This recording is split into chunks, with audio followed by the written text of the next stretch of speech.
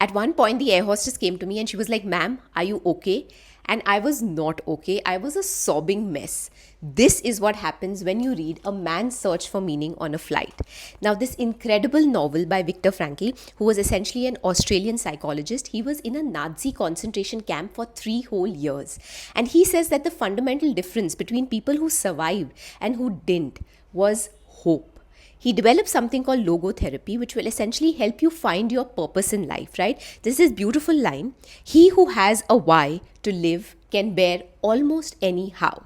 The first half of this book has some very vivid descriptions of his time in the concentration camp, which were honestly a lot for my heart. He had two purposes: his wife, he kept visualizing her, and the second thing was that when he reached there, he had a completed manuscript, which was, of course, destroyed. And so, even when he was really sick and really low, he kept finding like scraps of paper, writing it, and thinking that, oh my God, if I die, my manuscript dies with me. And these two things gave him hope, and he actually survived and came out. I'll read you a line from this.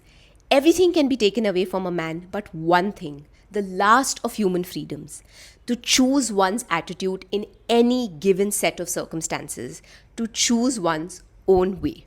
In the second half of the book, when he talks a lot more about logotherapy, he actually tells us how we can find our purpose, right? It could come from work we're very passionate about. It could come from someone we love. It could actually come from some very hard circumstances which we have overcome.